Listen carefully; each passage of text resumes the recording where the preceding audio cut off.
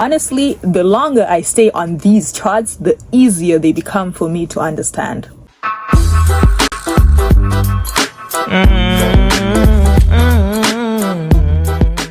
Gotta bring y'all close today. What is up, beautiful traders? How you guys doing? I am doing absolutely lovely. We had a really beautiful week last week, and I hope you guys caught all of those beautiful trades using the previous weekly analysis. And guess what? I am back again with another weekly analysis for you guys on our beautiful Nasdaq. You know, we've been killing them back to back for all of these weeks, right? But if you're new to the channel, welcome. We trade Nasdaq over here. If you're returning, welcome back. You already know what's up. Don't forget to hit the like button, turn your post notifications, and subscribe to the channel. You feel me? Because when we hit 10,000 subscribers, I'm going to be doing a lit giveaway. I'm going to be finding 10 different accounts and giving 10 different people free mentorship. You don't want to miss that. Now, let me see if y'all actually be listening to me throughout all of these videos, right? So what is the first thing that we actually have to look out for before going on ahead doing our weekly analysis?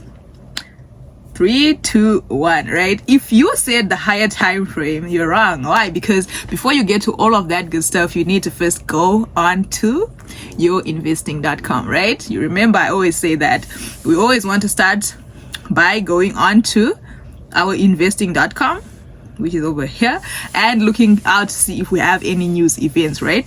So we can see that is tomorrow already showing. Let's refresh so that we can have something really nice for this week. Yes, you can see it's already showing me Monday news, and you can set it out like that. GMT plus 3, that's my time zone. Make sure it's correct onto your time zone so that you can have good time. And the currency is US dollars and 3 head news, right? Go on the filters over there if it's not like that for you. And then I am trading Nasdaq, and that is US100. So the United States is what I want to be looking out for, right? And 3 head news, that's the most important news event. And just apply that and make sure that you are set. Okay, it doesn't look too crazy for tomorrow, so let's see the whole week if we have major news. Nothing too crazy, just a few news, even though Monday is okay. Monday at 3:30 is fine. Oh, we have Powell speaking on Tuesday, but it'll be late, like 8 o'clock. I'll be done trading by then. I'll be done trading. And then Wednesday, that'll be 5:30. That's also the NYSE open, so we'll have a lot of volume at that time. And then Thursday, oh good, Friday we don't have news.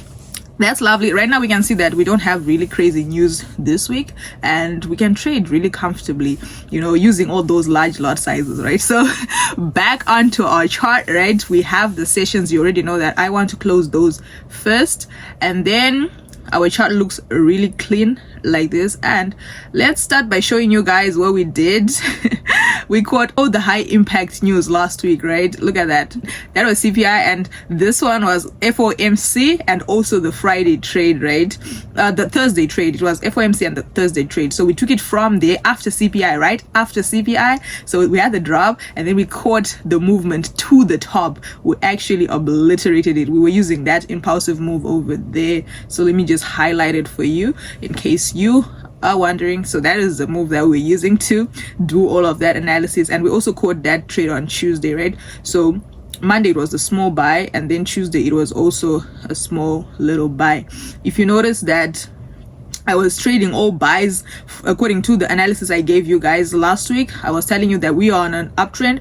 We're looking for buying positions mostly, and it's only on CPI where I took selling position. Every signal I sent in here was a buying signal. Why? Because we are on an uptrend, and we only look for buying positions, right? If you're patient, you always have the setups. You see, from Monday it has only been buys, right? Exactly the same trade on a 30 minutes time frame, though each candlestick there is 30 minutes, right?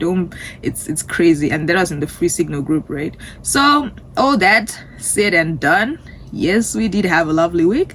Let's just remove all of that and go on to a daily time frame, obviously for the top down analysis. As I'm always telling you guys, refresh a little bit and look at our chart, right? Yes, indeed, we are on an uptrend.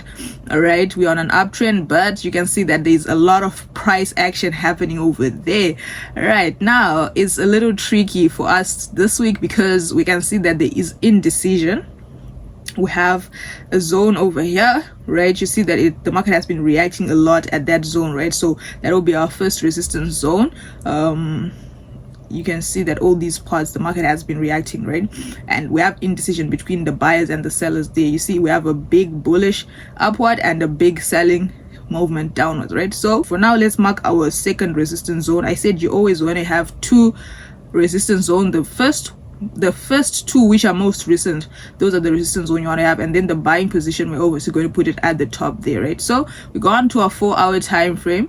You can see on our 4-hour time frame, if we reduce the market like this is where things become interesting, right? You can see that on a normal day, this is how the market was moving. It would break out of the zone and then push, form a higher high, break out of that zone, push and form a higher high, right? Breakout, push, and then it forms a higher high, play around, and then forms a higher. But now look at it, it has not been it's been failing to form higher highs, right? It's not been going to the top, right? You see all of these percent, it's been going down, forming lower highs instead of higher highs, right? Which is not good. We don't want to be seeing higher lows when we are on an uptrend. That might be a sign of a reversal of the trend. So we really want to we really want to pay attention to price action at that zone. So we look at our bottom zones here. We want to see how the market closes at that particular zone, right? That particular zone, if the market breaks out of that zone, then we know that real sellers are now coming into the market, right? We can see that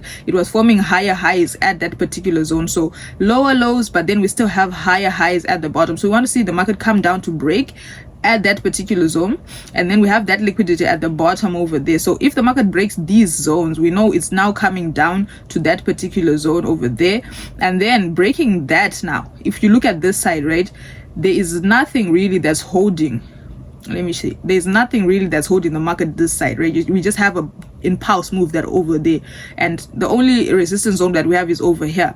But then on a normal day, when this type of resistance that's strong like this is broken, that type of resistance or support, it will just push down. The market cannot hold it, so even that second resistance will not be able to hold the market over there. So what are we saying? We want to look at price action over there because of the lower lows, and then if it breaks these higher highs that it was giving over there, it's going down with the impulse move. It will just continue with it down right to the bottom, right? So we're looking out for those zones. We go on to a 1-hour time frame. So buying positions, we're saying the market, if it breaks this particular zone and then now it's close to that zone, so we won't know which one it will want to reject. So if it breaks that highest zone, in fact, let me see on a larger time frame. It still has to break the highest zone. You see, these zones, they can be retested, right? It will have to break that, and then to be safe, we also want to take into consideration the wicks over there, right? So what are we saying? We're saying buying positions if the market rejects right now and then gives us a buy information, or if it breaks the top, we'll buy and push with it to the top, right? Let's go on to a 30-minute time frame. We want to be using these moves during our session. You see, this was during the New York session. This move was during the New York session. So we want to be referring to those points. Those will be our point of interest, and remembering that we have liquidity at the bottom, right? So we'll be targeting those zones also. Let's not be biased to buys a lot, right, when we also know that we had liquidity at the bottom. We have liquidity at the bottom over there on our 4-hour time frame. You can see it right now, right? So that's the simple analysis, right, that we'll be having, looking out at that zone and remembering we have liquidity overall, right?